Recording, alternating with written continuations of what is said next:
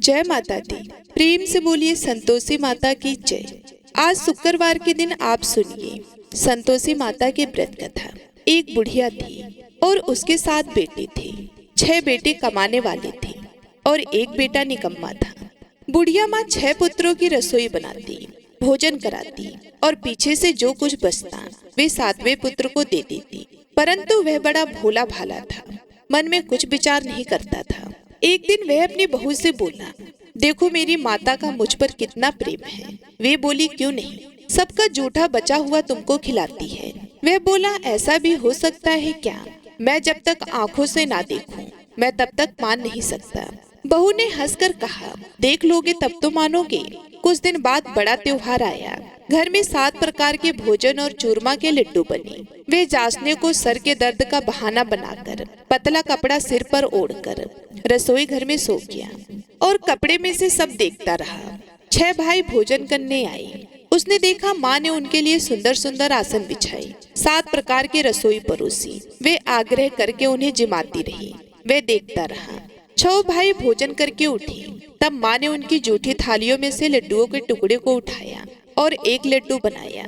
जूठ साफ करके बुढ़िया माँ ने पुकारा, उठ बेटा, 6 भाई भोजन कर गए, अब तू ही बेटा बाकी है, उठ, और तू कब खाएगा? वे कहने लगा, माँ मुझे भोजन नहीं करना, मैं परदेश जा रहा हूँ। माता ने कहा, कल जाता हो तो आज ही जा। वह बोला, हाँ हाँ आज ही जा रहा हूँ। यह कहकर वे घर से निकल गया। चलते समय उसे बहू की याद आई। वह गौशाला में कंडे थाप रही थी। वे उससे जाकर बोला कि मेरे पास तो कुछ नहीं है, यह अंगूठी है सो ले लो और अपनी कुछ निशानी मुझे दे दो। वे बोली कि मेरे पास क्या है, यह गोबर भरा हाथ है। ये कहकर उसकी पीठ में गोबर के हाथ की थाप मार दी और वे चल दिया। चलते चलते दूर देश में पहुंचा। वहां पर एक साहूकार की दुकान। वहां जाकर बोला कि भाई मुझे नौकरी पर रख लो। साहूकार को नौकर की जरूरत थी। साहूकार उससे बोला कि तू नौकरी पर रह जा। लड़के ने पूछा कि तनख्वाह क्या रहेगी? साहूकार ने कहा, काम देखकर दाम मिलेंगे। साहूकार की नौकरी मिल गई। वे सवेरे 6 बजे से रात्रि 12 बजे तक नौकरी करने लगा। कुछ दिनों में दुकान का लेन देन, हिसाब किताब, ग्राहकों को माल बेचना, सारा काम करने लगा। साहूकार के 7-8 नौकर थे। वे सब चक्कर खाने लगे कि यह नया नौकर बहुत ही होशियार बन गया है। सेठ ने भी काम देखा और 3 महीने के अंदर ही उसे मुनाफे का साझेदार बना लिया। 12 वर्ष में वह नामी सेठ बन गया और मालिक सारा कारोबार उस पर छोड़कर बाहर चला गया। अब बहू पर क्या बीती वह सुनो। सास ससुर उसे दुख देने लगे। गृहस्थी का काम करा के उसे लकड़ी लेने जंगल में भेजते। इस बीच घर की रोटियों के आटे से जो भी भूसी निकलती उसकी रोटी बनाकर रख दी जाती और फूटे नारियल के नरेली में पानी। इस तरह दिन बीतते रहे। एक दिन वह लकड़ी लेने जा रही थी कि रास्ते में बहुत सी स्त्रियां संतोषी माता का व्रत करती दिखाई दी। वहाँ यह खड़ी होकर कहने लगी, बहनों, यह तुम किस देवता का व्रत करती हो और इसको करने से क्या फल होता है? इस व्रत के करने की क्या विधि है? यदि तुम अपने इस व्रत का विधान मुझे समझा कर कहोगी तो मैं तुम्हारा बड़ा एहसान मानूंगी। तब उनमें से एक स्त्री बोली कि सुनो बहन, ये संतोषी माता का व्रत है। इसको करने से निर्धनता दरिद्रता का नाश होता है, लक्ष्मी आती है, मन की चिंताएं दूर होती हैं, घर में सुख होने से मन को प्रसन्नता और शांति मिलती है, निपुतरी को पुत्र मिलता है, प्रीतम बाहर गया हो तो शीघ्र आता है, कुंवारी कन्या को मनपसंद वर मिलता है, राजद्वार में बहुत दिनों से मुकदमा चलता हो तो वह भी खत्म होता है, कलह क्लेश की निवृत्ति हो, सुख शांति हो, घर में धन जमा हो, पैसा जायदाद का लाभ हो और भी मन में जो कुछ कामना हो वह सब इस संतोषी माता की कृपा से पूरी होती है। स्त्री कहने लगी, 1.25 आने का गुड़ चना लेना, इच्छा हो तो 5.25 आने का लेना, या 1.25 रुपए का भी, सहूलियत के अनुसार ही लेना बिगर परेशानी की। श्रद्धा और प्रेम से जितना भी बन सके 1.25 लेना, 1.25 पैसे से 1.25 आने तथा इससे भी ज्यादा शक्ति और भक्ति के अनुसार ले लेना। हर शुक्रवार को निराहार रहकर कथा कहना और सुनना। इसके बीच कर्म टूटे नहीं। लगातार नियम पालन करते रहना। सुनने वाला कोई ना मिले तो घी का दीपक जलाकर उसके आगे जल के पात्र को रखकर कथा को कहना, परंतु नियम ना टूटे। जब तक कार्य सिद्ध ना हो नियम पालन करना और कार्य सिद्ध हो जाने पर व्रत का उद्यापन करना। 3 मास में माता फल पूरा करती है। यदि किसी के खोटे ग्रह हो तो भी माता 1 वर्ष में अवश्य कार्य सिद्ध करती है। कार्य सिद्ध होने पर उद्यापन करना चाहिए, बीच भी नहीं करना चाहिए। उद्यापन में 2.5 सेर आटे का खाजा तथा इसी के अनुसार खीर तथा चने का साग बनाना, 8 लड़कियों को भोजन कराना, जहाँ तक मिले देवर जेठ भाई बंधु कुटुंब के लड़के लेना, ना मिले तो रिश्तेदारों और पड़ोसियों के लड़के बुलाना, उन्हें भोजन कराकर यथाशक्ति दक्षिणा देना और माता का नियम पूरा करना। उस दिन घर में कोई खटाई नहीं बनाना। यह सब सुनकर बुढ़िया की बहू वहाँ से चलती, रास्ते में लकड़ी के बोझ को बेच दिया और उन पैसों से गुड़ चना लेकर माता के व्रत की तैयारी करने लगी। आगे चली और सामने मंदिर है। ये सुनकर माता के मंदिर में जाकर माता के चरणों में लौटने लगी। इसके बाद वे माँ से विनती करने लगी कि हे माँ, मैं निपट मूर्ख हूँ, व्रत के नियम कुछ नहीं जानती, मैं बहुत दुखी हूँ। हे माता, हे जगत जननी, मेरा दुख दूर करो, मैं आपकी शरण में हूँ। माता को दया आई। एक शुक्रवार बीता की, दूसरे शुक्रवार को ही इसके पति का पत्र आया और तीसरे को उसका भेजा हुआ पैसा भी आ पहुंचा। यह देखकर जेठानियां मुंह सिकोड़ने लगी। इतने दिनों में इतना पैसा आया, इसमें क्या बड़ी बात है। लड़के ताने देने लगे कि काकी के पास अब पत्र आने लगे, रुपए आने लगे, अब तो काकी की खातिर बढ़ जाएगी, अब तो काकी बुलाने से भी नहीं बोलेगी। बेचारी सरलता से यह कहती है कि भैया पत्र आएगा, रुपए आएंगे तो हम सबके लिए अच्छा है। ऐसा कहकर आंखों में आंसू भरकर संतोषी माता के मंदिर में आकर मातेश्वरी के चरण में गिरकर रोने लगी। माँ, मैंने तुमसे पैसा नहीं मांगा, मुझे पैसे से क्या काम है, मुझे तो अपने सुहाग से काम है, मैं तो अपने स्वामी के दर्शन और सेवा मांगती हूँ। तब माता ने प्रसन्न होकर कहा कि जा बेटी, तेरा स्वामी आएगा। ये सुनकर खुशी से वह बावली होकर घर जाकर काम करने लगी। अब संतोषी माता विचार करने लगी कि इस भोली पुत्री से मैंने तो कह दिया कि तेरा पति आएगा, पर आएगा कहाँ से? वह तो इसे स्वप्न में भी याद नहीं करता, इसे याद दिलाने तो मुझे ही जाना पड़ेगा। इस तरह माता उस बुढ़िया के बेटे के पास जाकर स्वप्न में प्रकट होकर कहने लगी, साहूकार के बेटे सोता है या जागता है? वे कहता है, माता सोता भी नहीं जागता भी नहीं हूँ, बीच में ही हूँ, कहो क्या आज्ञा है। माँ कहने लगी, तेरा घर बार है या नहीं? वह बोला, मेरा सब कुछ है माता, माँ बाप भाई बहन बहू, क्या कमी है? माँ बोली, पुत्र, तेरी घरवाली कष्ट उठा रही है, माँ बाप उसे दुख दे रहे हैं, वह तेरे लिए तरस रही है, तू उसकी सुध ले। वह बोला, हाँ माता, यह तो मुझे मालूम है, पर मैं जाऊं कैसे? परदेश की बात है, लेन देन का कोई हिसाब नहीं, कोई जाने का रास्ता नजर नहीं आता, कैसे चला जाऊं? माँ कहने लगी कि मेरी बात मान, सवेरे नहा धोकर संतोषी माता का नाम लेकर घी का दीपक जलाकर दंडवत कर दुकान पर जा बैठना। देखते देखते तेरा लेन देन चुक जाएगा, जमा माल बिक जाएगा, सांझ होते होते धन का ढेर लग जाएगा। अब तो वे सवेरे बहुत ही जल्दी उठकर मित्र बंधुओं से अपने सपने की बात कहता है। वे सब उसकी बात अनसुनी करके खिल्ली उड़ाने लगे। कहीं सपने भी सच होते हैं? एक बूढ़ा बोला, देख भाई, बात मान, इस तरह साच झूठ कहने के बदले देवता ने जैसा ही कहा है वैसा ही करना, तेरा क्या जाता है? अब बूढ़े की बात मानकर वे नहा धोकर संतोषी माता को दंडवत कर घी का दीपक जलाकर दुकान पर जा बैठता है। थोड़ी देर में वे क्या देखता है कि देने वाले रुपया लाए, लेने वाले हिसाब लाए। कोठे में भरे सामानों के खरीदार नगद में सौदा करने लगे। शाम तक धन का ढेर लग गया। मन में माता का नाम लेकर प्रसन्न होकर घर जाने के वास्ते गहना कपड़ा सामान खरीदने लगा। यहाँ के काम से निपट घर को रवाना हुआ। उधर बहू बेचारी जंगल में लकड़ी लेने जाती है। लौटते वक्त माता जी के मंदिर पर विश्राम करती है। वह तो उसका रोज रुकने का स्थान ही था। दूर धूल उड़ती देखकर वह माता से पूछती है कि हे माता, यह धूल कैसे उड़ रही है? माँ कहती है कि हे पुत्री, तेरा पति आ रहा है, अब तू ऐसा कर, लकड़ियों के 3 बोझ बना ले, एक नदी के किनारे रख, दूसरा मेरे मंदिर पर और तीसरा अपने सिर पर रख। तेरे पति को लकड़ी का गट्ठा देखकर मोह पैदा होगा, वे यहाँ रुकेगा, नाश्ता पानी बनाकर खाकर माँ से मिलने जाएगा। तू लकड़ी का बोझ उठाकर जाना और बीच चौक में गट्ठा लाकर 3 आवाजें जोर से लगाना, लो सासू जी लकड़ियों का गट्ठा लाई हूँ, भूसी की रोटी दो, नारियल के खोपड़े में पानी दो, आज कौन मेहमान आया है। माँ की यह बात सुनकर वे बहुत अच्छा माताजी कहकर प्रसन्न मन होकर लकड़ियों की 3 गट्ठी ले आई। एक नदी के तट पर एक माता के मंदिर पर रखा। इतने में ही वह मुसाफिर आ पहुंचा।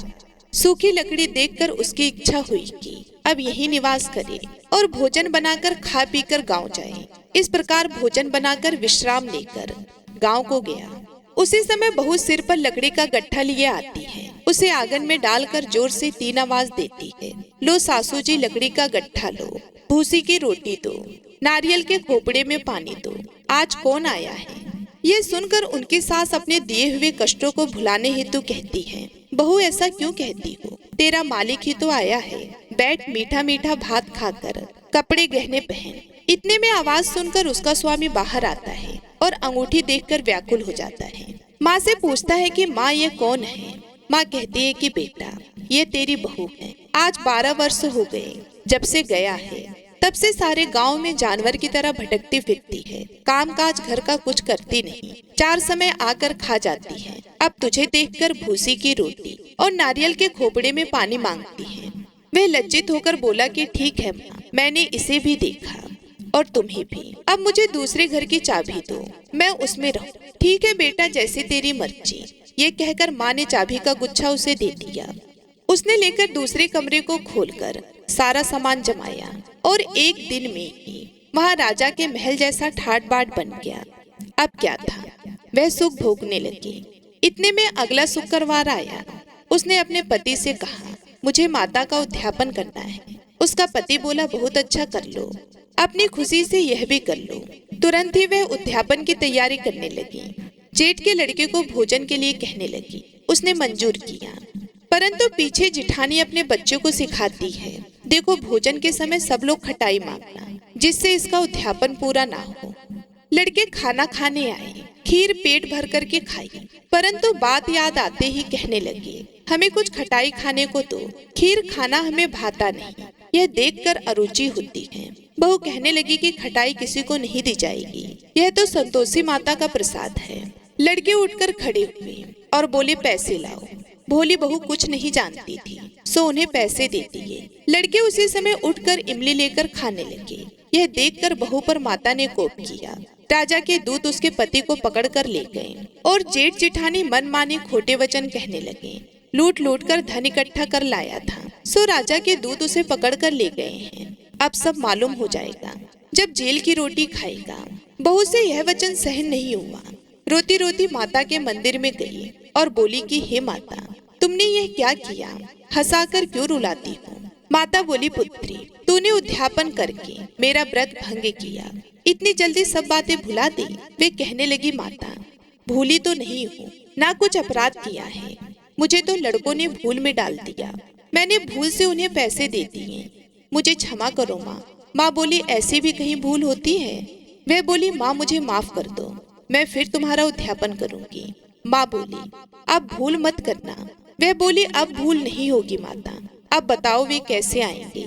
माँ बोली, जा पुत्री, तेरा मालिक तुझे रास्ते में ही आता मिलेगा। वह निकली। रास्ते में पति आता मिला तो उसने पूछा, तुम कहाँ गए थे। वे कहने लगा, इतना धन जो कमाया है उसका टैक्स राजा ने मांगा था, वह भरने गया था। वे प्रसन्न होकर बोली, अच्छा हुआ, अब घर चलो। कुछ दिन बाद फिर शुक्रवार आया तो वह बोली, मुझे माता का उद्यापन करना है। पति ने कहा कि कर लो। वे फिर जेठ के लड़कों से भोजन को कहने लगी तो जिठानी ने 1-2 बात सुनाई और लड़के सिखा दिए कि तुम पहले ही खटाई मांग लेना। लड़के कहने लगे कि हमें खीर खाना नहीं भाता, कुछ खटाई खाने को दो। तो बहू बोली, खटाई खाने को नहीं मिलेगी, खाना हो तो खाओ। ये कहकर ब्राह्मण लड़के लाकर भोजन कराने लगी। यथाशक्ति दक्षिणा की जगह 1-1 फल उन्हें दिया। इससे संतोषी माता प्रसन्न हुई। माता की कृपा होते ही 9वें मास उसको चंद्रमा के समान सुंदर पुत्र प्राप्त हुआ। वे पुत्र को लेकर प्रतिदिन माता जी के मंदिर को जाने लगी। माँ ने सोचा कि यह रोज आती है, आज क्यों ना मैं ही इसके घर चलूं, इसका आसरा देखो तो सही।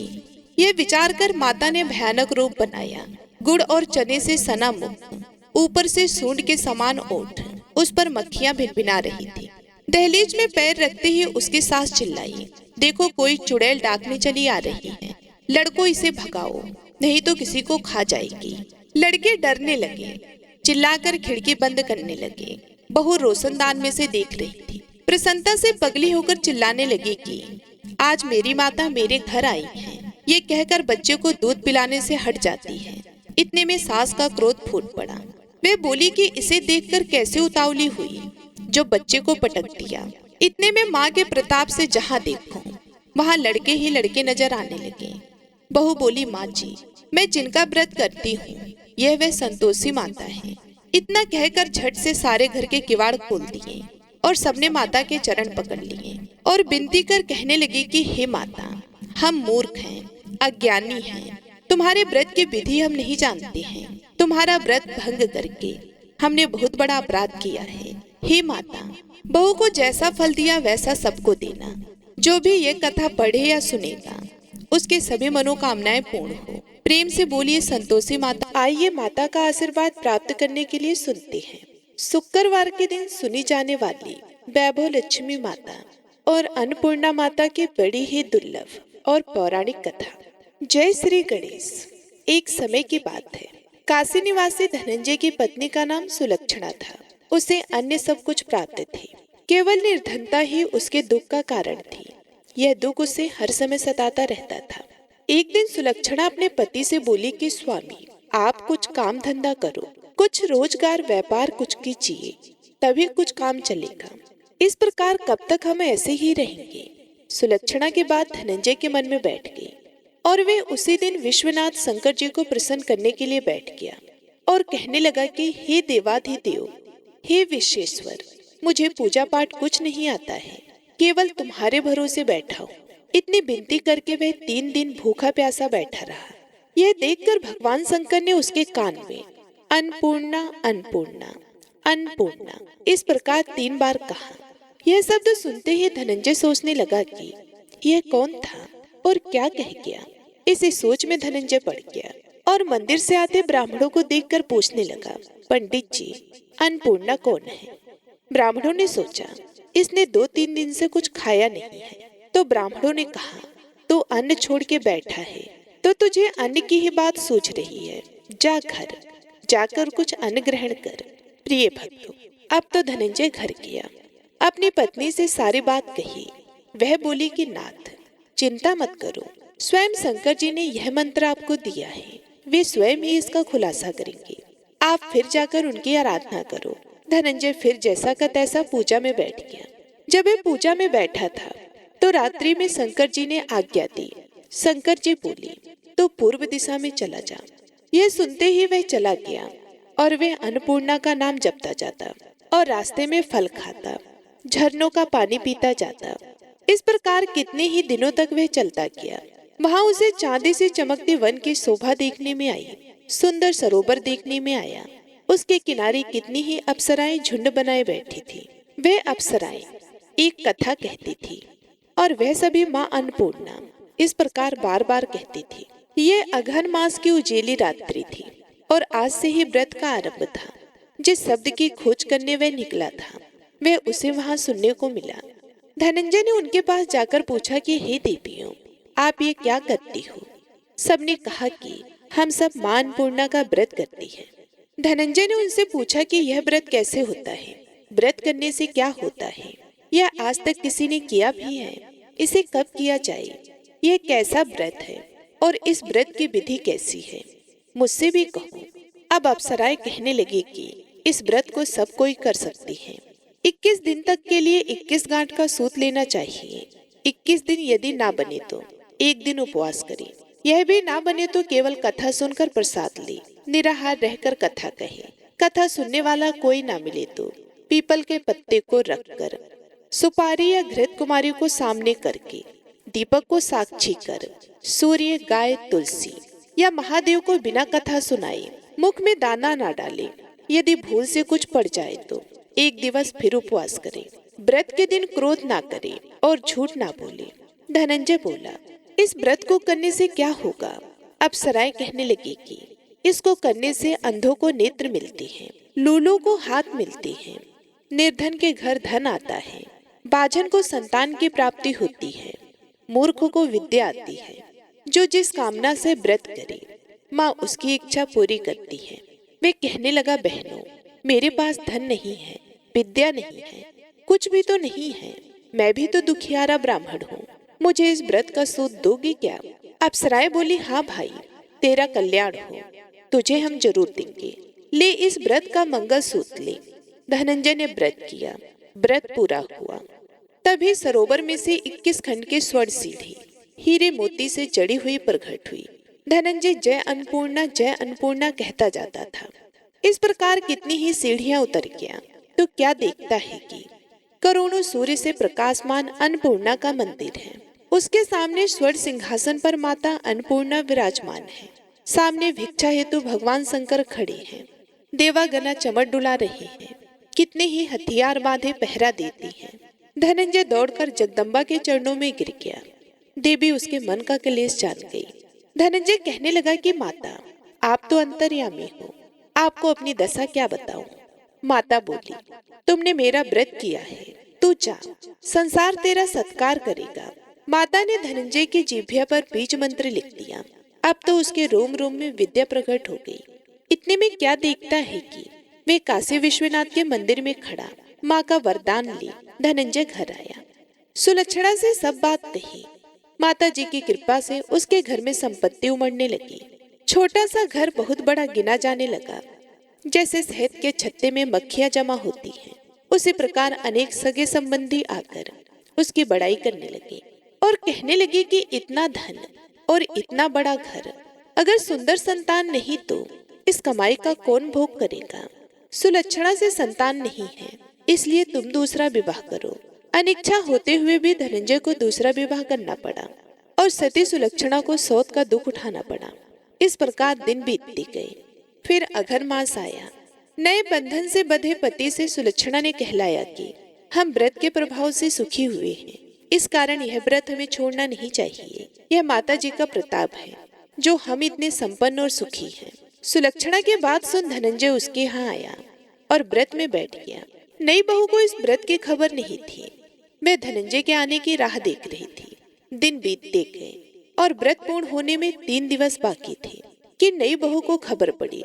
उसके मन में ईर्ष्या की ज्वाला दहक रही थी। सुलक्षणा के घर आ पहुंची और उसने वहां महाभारत मचा दी। वह धनंजय को अपने साथ ले गई नए घर में। धनंजय को थोड़ी देर के लिए निद्रा ने आ दबाया। इसी समय नई बहू ने उसका व्रत का सूत तोड़कर आग में फेंक दिया। अब तो माता का कोप जाग गया। घर में अकस्मात आग लग गई। सब कुछ जलकर खाक हो गया। सुलक्षणा जान गई और पति को फिर अपने घर ले आई। नई बहू रूठ कर पिता के घर जा बैठी। पति को परमेश्वर मानने वाली सुलक्षणा बोली, हे नाथ, घबराना नहीं, माता जी की कृपा अलौकिक है। पुत्र कुपुत्र हो जाता है पर माता कुमाता नहीं होती। अब आप श्रद्धा और भक्ति से आराधना शुरू करो, वे जरूर हमारा कल्याण करेंगे। धनंजय फिर माता के पीछे पड़ गया।